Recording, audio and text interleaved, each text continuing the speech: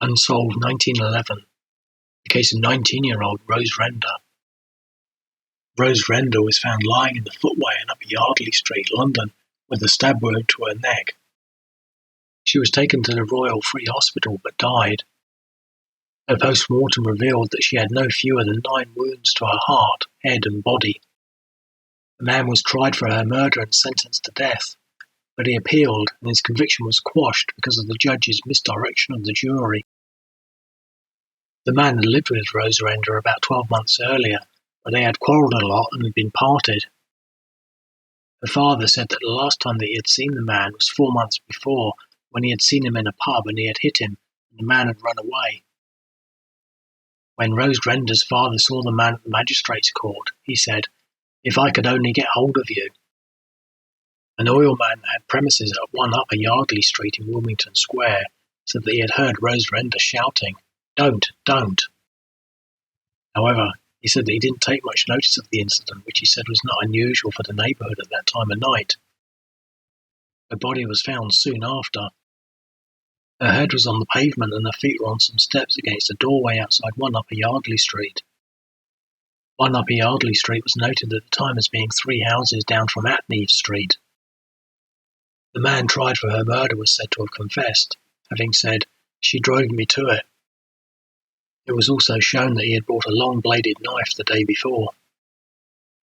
A policeman said that during their investigation, observation had been kept on a small restaurant in Soho, and that when he went in to look around, although he did not know the man, he stood up and said, "It is me you want."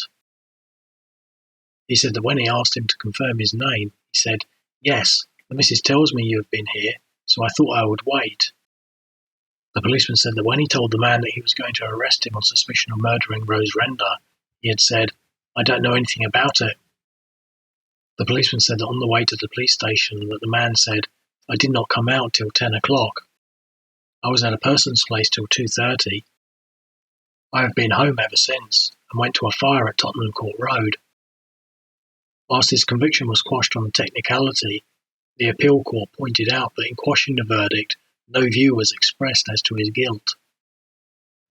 It was heard that the principal evidence for the prosecution had been provided by a man who could have been considered an accomplice before and after the act and required corroboration. However, at the trial, the judge had said in his summing up that the evidence was corroborated by a statement that he had made to the police immediately after the murder.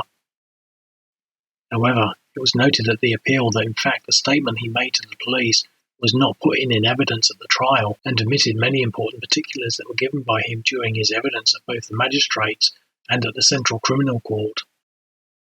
At the time, the primary witness had been living at 78 Stanhope Street in Hampstead Road with 2 girls that were both also primary witnesses in the case. He said that they were dressmakers, but that at the time he believed that they were earning their living by prostitution. He said that he had been with the man when he had bought the knife that he was said to have stabbed Rose Render to death with, and that he had told him that he was going to find an Italian boy that he was going to do for taking Rose Render away from him. The man said that he said to the man that if that was what he wanted to do, then he could go by himself, and that the man then went off alone. However, he said that later on, whilst he was in bed with the 2 girls at home, that the man came to his house and knocked on his window and told him that he had killed her stone dead. He said that he let him in, and that whilst in his room with the 2 girls sat up in bed, that he had told him that he had stabbed Rose Render, saying, "I have killed Rosie, she drove me to it," and had then asked him to go out for a coffee with him. The primary witness said that he looked at the knife and saw that it had blood on it, and that the man's eyes were glaring, and that he was sweating all over, and that he told him that he had run all the way from Clerkenwell to his place.